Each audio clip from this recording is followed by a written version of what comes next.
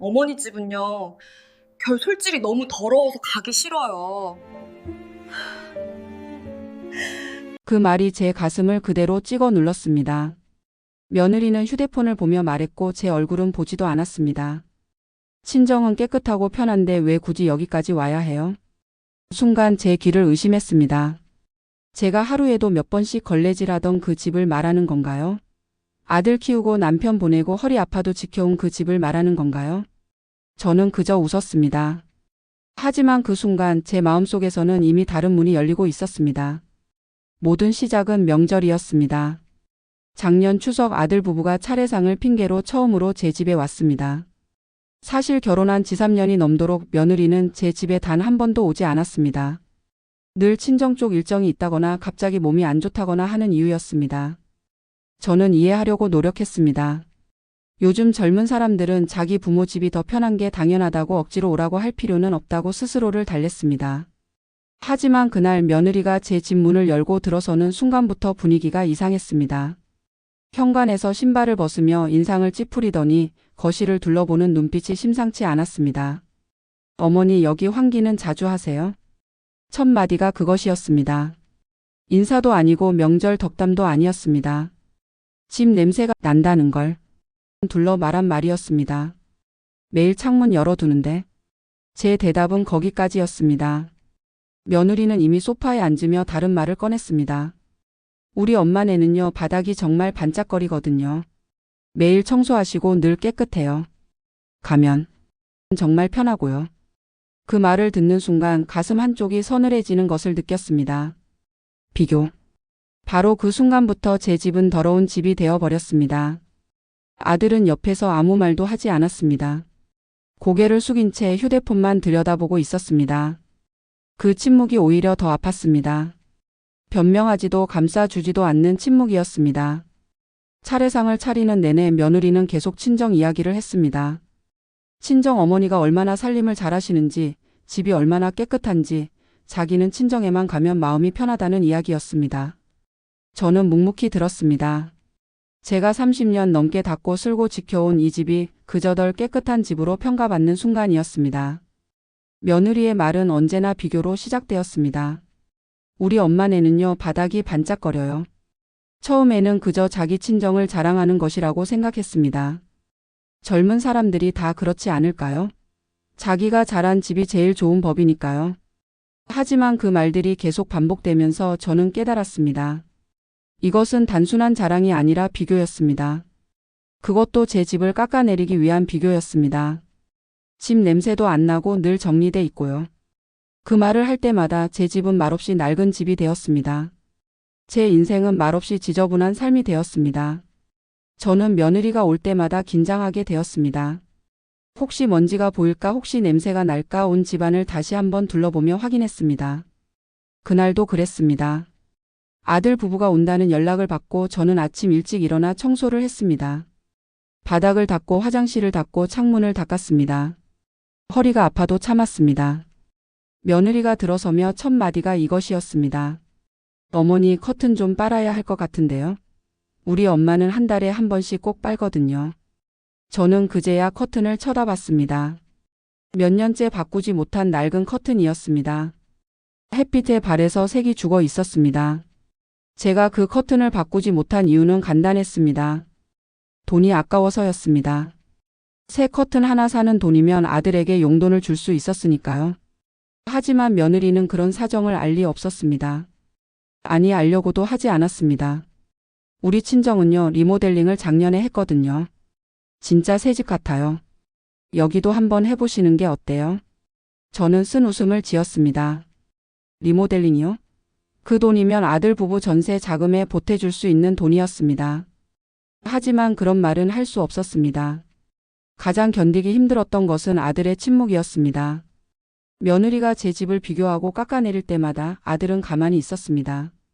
고개를 숙인 채 휴대폰만 들여다보거나 아예 자리를 피했습니다. 한 번은 제가 아들에게 물었습니다. 엄마, 집이 그렇게 불편하니? 아들은 난처한 표정을 지으며 대답했습니다. 엄마, 요즘은 다들 깨끗하게 사는 거 좋아해요. 처가댁은 진짜 깨끗하거든요. 그 말에 저는 아무 말도 할 수 없었습니다. 아들마저도 제 집을 비교하고 있었던 것입니다. 엄마, 조금만 더 신경 쓰면 되잖아요. 아내가 좀 예민한 편이라서. 예민하다고요? 제 집을 더럽다고 하는 것이 예민한 것인가요? 저는 그날 밤 잠을 이룰 수 없었습니다. 제가 30년 넘게 지켜온 이 집이 아들에게도 부끄러운 집이 되어버렸다는 사실이 너무 아팠습니다. 며느리의 비교는 갈수록 노골적이 되었습니다. 우리 엄마는요, 음식도 정말 깔끔하게 하세요. 주방이 늘 반짝거리거든요. 저는 평생 가족을 위해 밥을 해왔습니다. 새벽같이 일어나서 국을 끓이고 반찬을 만들었습니다.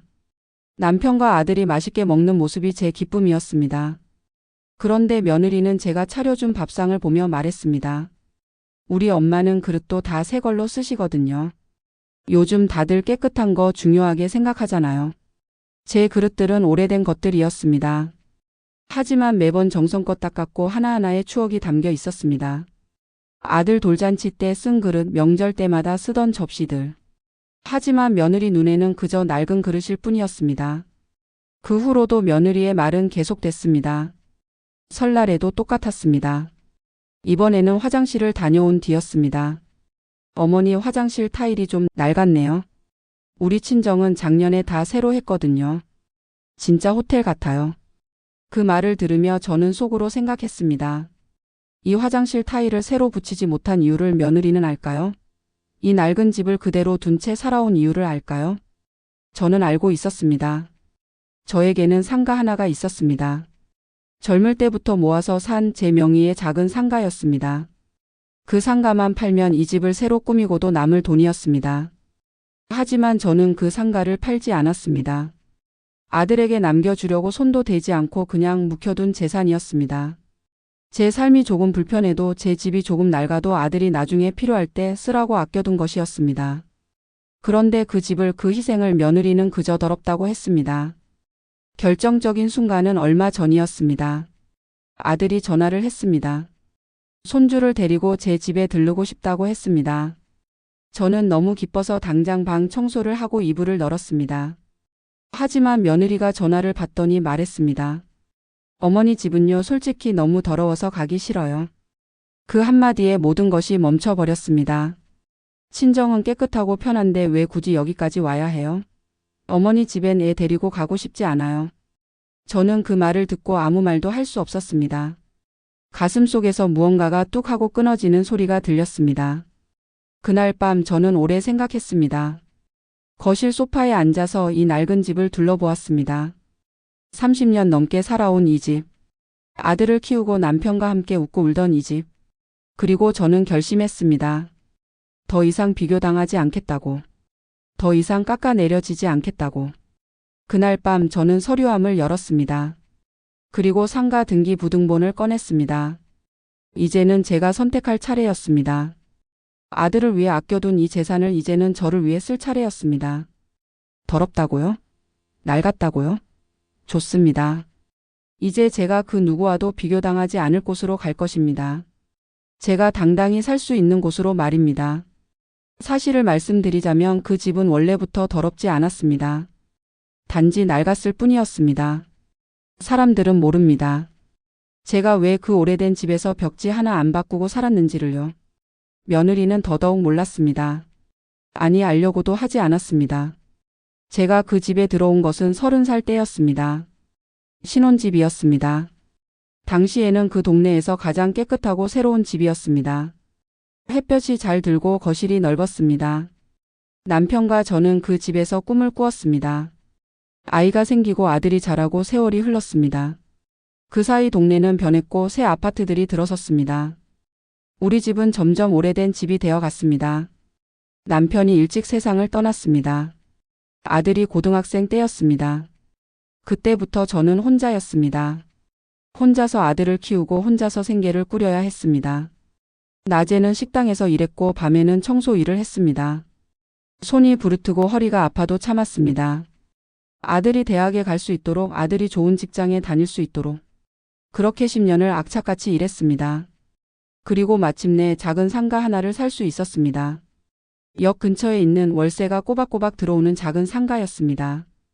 제 명의로 된 첫 재산이었습니다. 제 손으로 모은 제 이름으로 된 부동산이었습니다. 등기부등본을 받아들고 집에 돌아오던 날 저는 울었습니다. 이게 정말 제 것이라는 게 믿기지 않았습니다. 그리고 다짐했습니다. 이 상가는 아들을 위한 것이라고. 아들이 결혼할 때, 아들이 집을 살 때, 아들이 사업을 할 때 그때 쓰라고 남겨둘 것이라고. 그래서 저는 제 집을 고치지 않았습니다.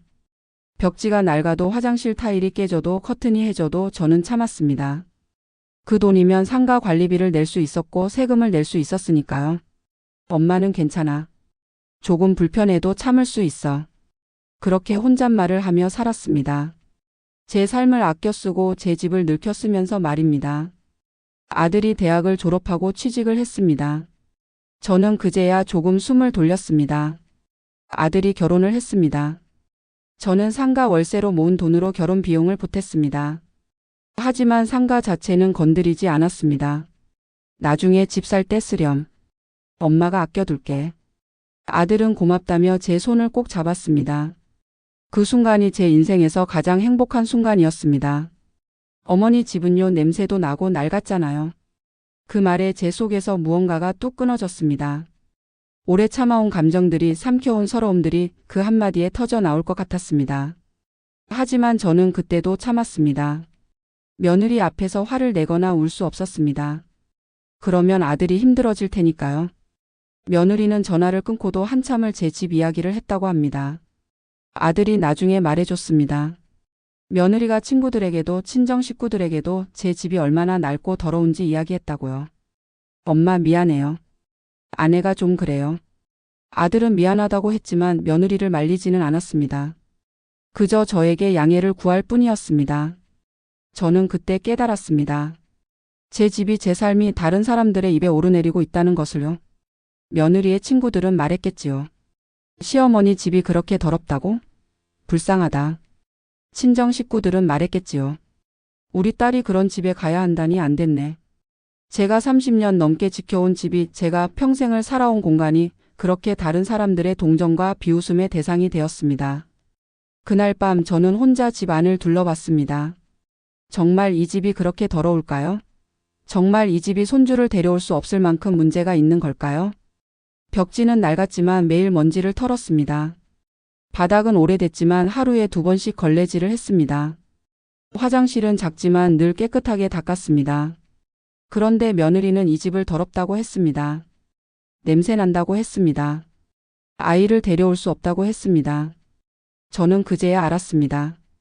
며느리가 말하는 더럽다는 것이 청결의 문제가 아니라는 것을요. 그것은 낡음에 대한 거부였고 가난에 대한 혐오였으며 저라는 사람 자체에 대한 거리두기였습니다. 그런데 며느리는 알까요? 제가 왜 새 커튼을 사지 않았는지, 왜 리모델링을 하지 않았는지, 왜 새 그릇을 사지 않았는지를요. 그 모든 것이 아들을 위한 선택이었다는 것을요. 제가 제 삶을 희생하며 모아둔 그 재산이 아들의 미래를 위한 것이었다는 것을요. 하지만 며느리는 그저 말했습니다. 더럽다고. 그날 밤 저는 오랜만에 상가를 보러 갔습니다. 역 앞에 서서 제 상가를 바라봤습니다. 1층에는 작은 카페가 들어와 있었고 2층에는 학원이 있었습니다. 월세가 꼬박꼬박 들어오는 알짜배기 상가였습니다. 저는 생각했습니다. 이 상가만 팔면 저도 새 아파트에서 살 수 있습니다. 엘리베이터 있는 집, 깨끗한 화장실, 환한 거실이 있는 집에서 말입니다.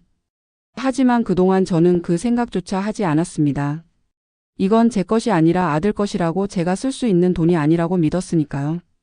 그런데 그날 며느리의 말이 떠올랐습니다.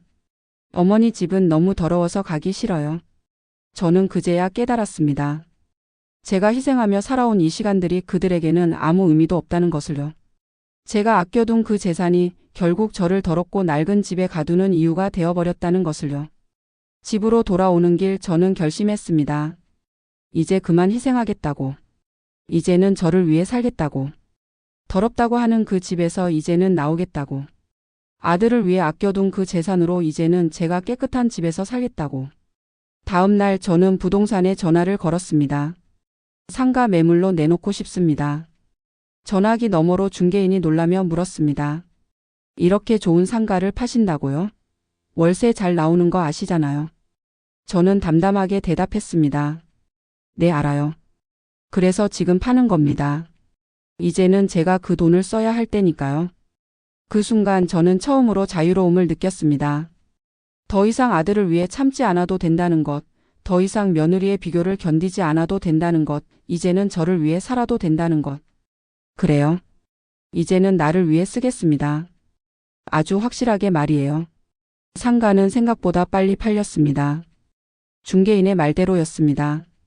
역앞 상가라는 입지 안정적인 임차인 꾸준한 월세 수입. 모든 것이 완벽한 조건이었습니다. 매물로 내놓은 지 일주일 만에 연락이 왔습니다. 가격도 조건도 좋았습니다. 깎아달라는 말도 없었습니다. 계약서에 도장을 찍는 순간 손이 떨렸습니다. 10년을 모아서 산 것을 20년을 아껴서 지킨 것을 이렇게 한순간에 보내는 것이 실감이 나지 않았습니다. 중개인이 말했습니다. 어머님, 왜 이렇게 좋은 걸 지금까지 안 쓰고 계셨어요? 이 돈이면 정말 좋은 아파트 사실 수 있어요. 저는 쓴 웃음을 지으며 대답했습니다. 자식 주려고요. 잠시 뜸을 들인 뒤 저는 조용히 덧붙였습니다. 주려고 했었죠. 중개인은 제 표정을 보고는 더 이상 묻지 않았습니다. 그저 좋은 집 찾아드리겠다며 여러 물건을 보여주었습니다. 그렇게 저는 새 아파트를 계약했습니다. 엘리베이터가 있는 집, 환한 거실이 있는 집, 새 벽지 냄새가 나는 집, 주방은 넓고 깨끗했습니다. 화장실 타일은 반짝거렸습니다. 베란다에서는 햇살이 쏟아져 들어왔습니다. 계약서에 사인을 하며 저는 처음으로 생각했습니다. 아, 내가 이렇게 살아도 되는 사람이었구나. 평생 낡은 집에서 불편한 곳에서 참으며 살았던 제가 이제는 이런 곳에서 살 수 있다는 것이 믿기지 않았습니다. 그날 저는 아들에게 아무 말도 하지 않았습니다. 상가를 팔았다는 것도 새 아파트를 계약했다는 것도 이사를 준비하고 있다는 것도 말하지 않았습니다. 왜냐하면 알았으니까요. 말하는 순간 아들이 물을 것이기 때문입니다. 엄마, 상가를 왜 팔아요? 우리 전세 자금에 보태주시려고요? 아들은 당연히 그렇게 생각할 것입니다. 제가 평생 아들을 위해 살았으니까요. 제가 늘 아들을 먼저 생각했으니까요. 하지만 이번만큼은 달랐습니다. 이번만큼은 제가 먼저였습니다. 이사 날짜를 잡았습니다. 한 달 뒤였습니다. 한 달 동안 저는 조용히 짐을 쌌습니다. 30년 넘게 살았던 집이라 버릴 것도 정리할 것도 많았습니다. 아들이 어렸을 때 그림들, 남편과 찍었던 사진들, 명절 때마다 쓰던 그릇들. 하나하나가 추억이었습니다. 하지만 저는 과감히 버렸습니다. 새 집에는 새 것들만 가져가기로 했습니다. 낡은 것들, 오래된 것들은 이 집에 두고 가기로 했습니다. 며느리가 싫어하던 커튼도 오래된 그릇들도 낡은 이불들도 모두 버렸습니다. 이제는 제가 새롭게 시작할 차례였으니까요. 이사 일주일 전 마침내 아들에게 전화를 했습니다. 나 다음 주에 이사 간다. 전화기 너머로 침묵이 흘렀습니다. 아들이 놀란 목소리로 물었습니다. 엄마, 갑자기 왜? 무슨 일 있어요? 아무 일도 없어. 그냥 이사 가는 거야. 어디로요? 혹시 우리 근처로 오시는 거예요? 저는 짧게 대답했습니다. 아니, 반대쪽이야. 새 아파트 샀어. 엄마, 무슨 돈으로요? 설마. 아들의 목소리에 긴장감이 묻어났습니다. 저는 담담하게 말했습니다. 상가 팔았어. 긴 침묵이 흘렀습니다. 그리고 아들이 조심스럽게 물었습니다. 그럼 그 돈은요? 저는 알고 있었습니다. 아들이 무엇을 기대하고 있는지를요. 내가 쓸 거야. 내 집 사는데. 전화기 너머가 조용해졌습니다. 한참 후에 아들이 말했습니다. 엄마, 저희한테 상의도 안 하시고요. 저는 쓴 웃음을 지었습니다. 내 돈인데 너한테 왜 상의를 해야 하니? 아들은 아무 말도 하지 못했습니다. 며느리가 제 집을 더럽다고 할 때는 말리지 않더니 정작 제가 제 돈을 쓴다니 놀라는 모습이 씁쓸했습니다. 그날 밤 아들 부부가 급히 찾아왔습니다. 며느리는 제 얼굴을 똑바로 보지 못했습니다. 아들은 난처한 표정으로 말했습니다. 엄마, 너무 갑작스러우세요. 우리도 전세 만기가 얼마 안 남았는데. 저는 조용히 말했습니다. 그래서 더러운 집에서 빨리 나가는 거야. 그 말에 며느리의 얼굴이 하얗게 변했습니다. 제가 그 말을 들었다는 것을 눈치챈 것입니다. 저는 그들을 보며 미소 지었습니다. 이제는 내가 깨끗한 집에서 살 차례야. 내 친정만큼 깨끗한 곳에서 말이야. 이사 당일 아들 부부는 오지 않았습니다. 저는 이삿짐센터 직원들과 함께 짐을 날랐습니다. 30년 넘게 살았던 집을 떠나는 날인데 아들은 일이 있다며 오지 못했습니다. 며느리가 만류했겠지요. 시어머니 편을 들면 안 된다고 상가 돈을 포기하면 안 된다고 말했겠지요. 하지만 저는 괜찮았습니다. 오히려 홀가분했습니다. 이제는 눈치 볼 필요도 미안해할 필요도 없었으니까요. 새 아파트에 도착했을 때 저는 놀랐습니다. 사진으로 봤을 때보다 훨씬 더 깨끗했습니다. 햇살이 거실 가득 쏟아져 들어왔고 바닥은 정말 반짝거렸습니다. 화장실에 들어가 봤습니다. 새 타일, 새 변기, 새 세면대. 며느리가 그토록 자랑하던 친정집 화장실이 이런 모습이었을까요? 주방도 넓고 깨끗했습니다. 싱크대는 스테인리스로 반짝거렸고 수납장도 넉넉했습니다. 더 이상 낡은 그릇을 숨겨둘 필요가 없었습니다. 저는 거실 한가운데 서서 천천히 주위를 둘러봤습니다. 그리고 혼잣말을 했습니다. 이제 이게 내 집이구나. 짐을 풀고 집을 정리하는데 며칠이 걸렸습니다. 새 커튼을 달았습니다. 햇빛을 받으면 반짝이는 하얀색 커튼이었습니다. 새 그릇도 샀습니다. 깨끗한 흰색 접시들과 예쁜 컵들이었습니다. 침대도 새로 장만했습니다. 평생 바닥에 이불 깔고 자다가 처음으로 침대에서 자게 되었습니다. 허리가 아픈 저에게는 정말 필요한 것이었습니다. 하나하나 새 것으로 채워가며 저는 깨달았습니다. 제가 얼마나 오랫동안 제 자신을 위한 투자를 하지 않았는지를요. 새 커튼 하나, 새 그릇 하나가 이렇게 제 마음을 기쁘게 할 줄 몰랐습니다. 이사한 지 일주일쯤 지났을 때 아들에게서 전화가 왔습니다. 엄마 이사 잘하셨어요? 목소리에 조심스러움이 묻어났습니다. 저는 담담하게 대답했습니다. 응, 잘했어. 집은 괜찮아요? 아주 좋아. 깨끗하고 환하고. 내 처가댁만큼은 되는 것 같더라. 전화기 넘어가 조용해졌습니다. 아들은 무슨 말을 해야 할지 모르는 것 같았습니다. 한참 후에 아들이 조심스럽게 물었습니다. 엄마, 우리가 한번 놀러 가도 돼요? 저는 쓴 웃음을 지었습니다. 놀러 가도 되냐니요? 예전 같으면 당장이라도 오라고 했을 것입니다. 하지만 지금은 달랐습니다. 아직은 좀 바빠. 정리할 게 많아서. 그럼 다음 주는요? 다음 주도 약속이 있어. 친구들이랑 여행 가기로 했거든. 사실 여행 계획은 없었습니다. 하지만 거짓말도 아니었습니다. 그 순간 여행을 가기로 마음먹었으니까요. 그로부터 한 달쯤 지났을 때였습니다. 아들에게서 다시 전화가 왔습니다. 이번에는 목소리가 다급했습니다. 엄마, 부탁이 있어요. 뭔데? 애 좀 봐주실 수 있을까요? 하루만요. 진짜 급한 일이 생겨서. 저는 창밖을 바라봤습니다. 새 아파트의 거실 창문으로 햇살이 쏟아져 들어왔습니다. 예전 같으면 당장이라도 달려갔을 것입니다. 손주를 본다는 것만으로도 얼마나 기쁜 일인가요? 하지만 저는 며느리의 말을 기억하고 있었습니다. 어머니 집은 애 데리고 가고 싶지 않아요. 저는 천천히 입을 열었습니다. 미안하다. 잠깐 뜸을 들인 뒤 저는 조용히 덧붙였습니다. 그 더러운 집에 애 두기 싫다며. 전화기 넘어가 조용해졌습니다. 아들은 숨을 삼켰고 며느리는 아무 말도 못했습니다. 제 말을 듣고 있었던 모양입니다. 한참 후에 아들이 떨리는 목소리로 말했습니다. 엄마, 그건. 저는 조용히 말했습니다. 이제 내 집은 깨끗해. 누가 와도 부끄럽지 않을 만큼. 하지만 너희는 더 이상 초대하지 않을 거야. 엄마, 아내가 그때 실수가 아니었어. 그게 너희의 진심이었잖니. 저는 천천히 말을 이었습니다. 나는 30년 넘게 너를 위해 낡은 집에서 참고 살았어. 너를 위해 상가를 아껴뒀지. 그런데 너희는 그걸 더럽다고 했어. 엄마, 이제는 내가 깨끗한 집에서 살 차례야. 그리고 그 집은 너희를 위한 곳이 아니야. 나를 위한 곳이야.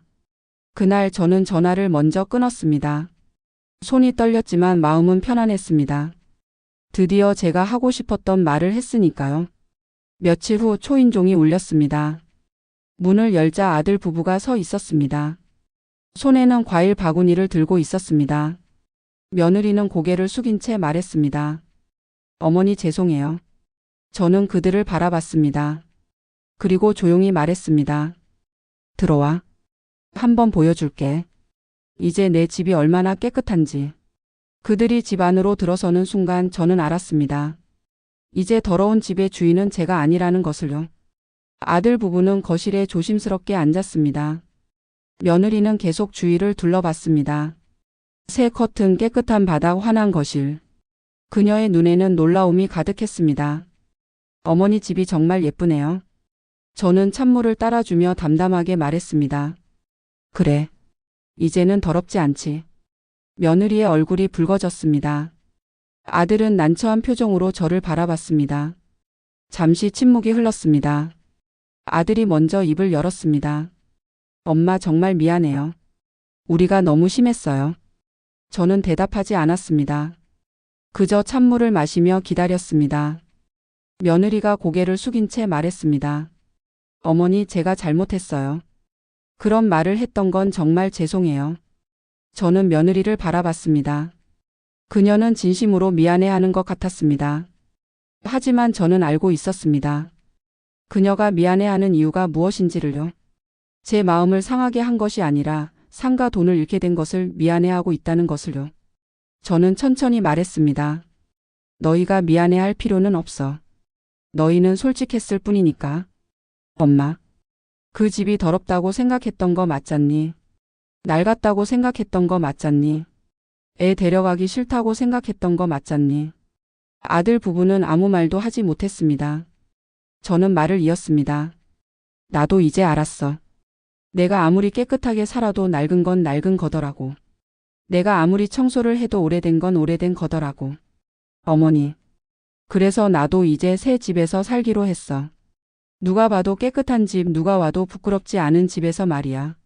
며느리가 조심스럽게 물었습니다. 그럼 이제 저희가 놀러 와도 될까요? 저는 잠시 생각했습니다. 그리고 천천히 대답했습니다. 글쎄, 아직은 모르겠어. 어머니, 내가 30년 넘게 그 집에서 살 때는 너희가 오기 싫어했잖니. 이제 내가 좋은 집에 살게 됐다고 오고 싶다고? 그게 말이 되니? 아들이 급히 말했습니다. 엄마, 우리가 정말 잘못했어요. 다시는 그런 말 안 할게요. 저는 고개를 저었습니다. 다시는 그런 말을 안 하는 게 중요한 게 아니야. 이미 한 말은 돌아오지 않아. 저는 일어나서 창가로 갔습니다. 햇살이 쏟아지는 거실 창문을 바라보며 말했습니다. 너희 때문에 깨달았어. 내가 너무 오랫동안 나를 위한 삶을 미뤄왔다는 걸. 엄마, 나는 평생 너를 위해 살았어. 상가를 사면서도 그걸 아끼면서도 낡은 집에서 참으면서도 늘 너를 생각했어. 저는 아들을 돌아봤습니다. 그런데 그게 너희한테는 당연한 거였더라. 엄마는 희생하는 게 당연하고 엄마는 참는 게 당연하고 엄마 집이 낡아도 당연한 거였어. 아들의 눈에 눈물이 고였습니다. 엄마 정말 죄송해요. 저희가 너무 몰랐어요. 저는 고개를 끄덕였습니다. 그래, 너희는 몰랐지. 하지만 이제는 알아야 해. 엄마도 사람이라는 걸. 엄마도 상처받는다는 걸. 며느리가 눈물을 닦으며 말했습니다.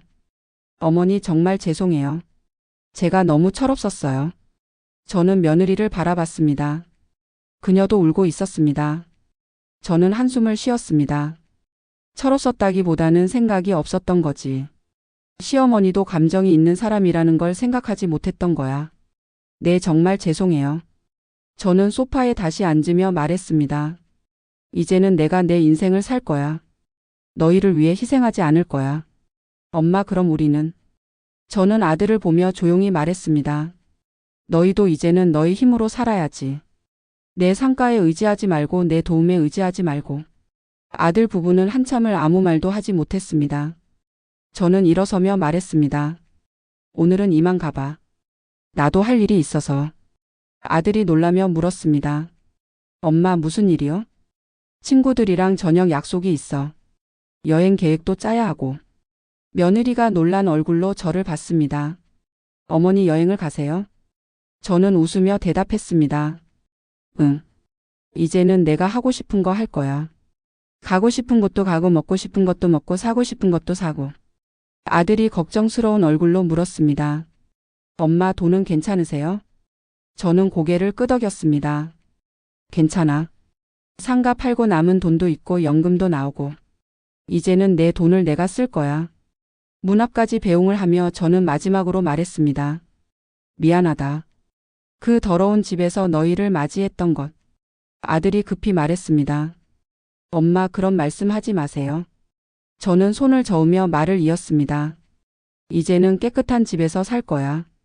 그러니 너희도 마음 편히 방문할 수 있을 거야. 언젠가는 말이야. 그 말을 끝으로 저는 문을 닫았습니다. 문 너머로 아들 부부의 발소리가 멀어졌습니다. 저는 거실로 돌아와 소파에 앉았습니다. 그리고 환한 거실을 둘러봤습니다. 이제 이곳은 제 공간이었습니다. 누구의 눈치도 보지 않는, 누구에게도 평가받지 않는 오롯이 저를 위한 공간이었습니다. 지금 제 집은 깨끗합니다. 누가 와도 누가 봐도 흠잡을 데 없이 깨끗합니다. 하지만 더 깨끗해진 건 제 마음입니다. 예전에는 자식 눈치를 보며 살았습니다. 며느리가 불편해할까봐, 아들이 힘들어할까봐 제가 원하는 것들을 포기했습니다. 새 커튼도 새 그릇도 편한 침대도 모두 참았습니다. 며느리 말 한마디에 제 인생을 지웠습니다. 제가 30년 넘게 지켜온 집이 한순간에 더러운 집이 되어버렸습니다. 하지만 이제는 다릅니다. 이사한 지 석 달이 지났습니다. 저는 매일 아침 햇살 가득한 거실에서 일어납니다. 침대에서 편하게 일어나 깨끗한 화장실에서 씻고 환한 주방에서 아침을 먹습니다. 이 모든 것이 제 것입니다. 누구를 위한 것도 아닌 오롯이 저를 위한 공간입니다. 친구들이 놀러 옵니다. 집이 너무 예쁘다고, 이제야 제대로 사는 것 같다고 말합니다. 왜 진작 이렇게 안 살았어? 친구들이 물으면 저는 웃으며 대답합니다. 자식 주려고 아꼈지 뭐. 친구들은 고개를 끄덕입니다. 다들 비슷한 경험이 있으니까요. 아들은 가끔 전화를 합니다. 예전처럼 자주는 아닙니다. 일주일에 한 번 혹은 2주에 한 번 정도입니다. 엄마, 잘 지내세요? 응, 잘 지내. 요즘 뭐 하세요? 친구들이랑 등산도 다니고 문화센터도 다녀. 다음 달에는 제주도 여행 갈 거야. 전화기 너머에서 아들이 놀라는 기색이 느껴집니다. 예전에 엄마와는 다른 모습이니까요. 예전에 저는 늘 집에만 있었습니다. 아들 전화만 기다리며 손주 보는 날만 손꼽아 기다리며 살았습니다. 하지만 이제는 제 일정이 있습니다. 제 약속이 있고 제 계획이 있습니다. 며느리도 가끔 안부 문자를 보냅니다. 어머니 건강하시죠? 날씨가 추워졌는데 감기 조심하세요. 저는 짧게 답장합니다.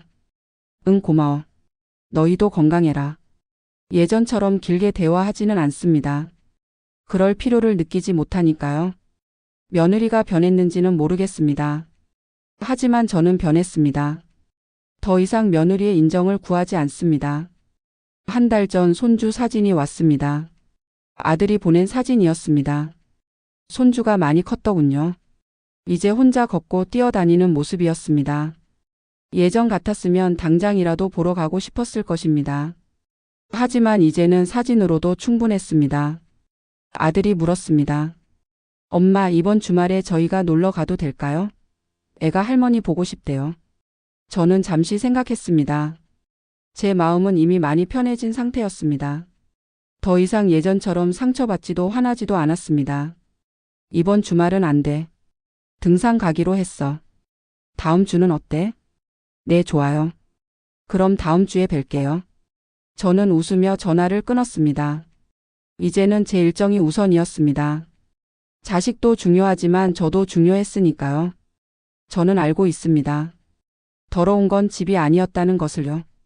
더러웠던 건 사람의 태도였습니다. 존중하지 않는 마음이었고 당연하게 여기는 생각이었습니다. 그 집이 낡았던 건 사랑 때문이었습니다. 아들을 향한 사랑, 아들의 미래를 위한 희생 때문이었습니다. 하지만 그 사랑을 함부로 밟은 대가는 각자 치르는 것입니다. 오늘 아침 저는 거실 창가에 서서 햇살을 받았습니다. 새 커튼 사이로 들어오는 빛이 따스했습니다. 깨끗한 바닥이 반짝거렸습니다. 저는 이 모든 것이 제 것이라는 사실이 아직도 신기합니다. 그리고 깨달았습니다. 진짜 깨끗해진 건 집이 아니라 제 마음이었다는 것을요. 이제 저는 자유롭습니다. 누구의 평가도 두렵지 않고 누구의 시선도 신경 쓰이지 않습니다. 제 집은 깨끗하고 제 마음은 편안하고 제 인생은 이제부터입니다. 며느리가 그랬죠. 어머니 집은 더럽다고요. 하지만 이제 저는 대답할 수 있습니다. 아니요. 더러웠던 건 집이 아니라 사람이었어요. 그리고 이제 그 더러움을 씻어냈답니다. 다음 주에 아들 부부가 옵니다. 저는 그들을 반갑게 맞이할 것입니다. 하지만 예전처럼은 아닙니다. 이제는 제가 원할 때 제 조건으로 제 방식대로 맞이할 것입니다. 그것이 존중이고 그것이 균형이고 그것이 제가 배운 삶의 지혜입니다. 이 이야기를 읽는 당신에게도 말하고 싶습니다.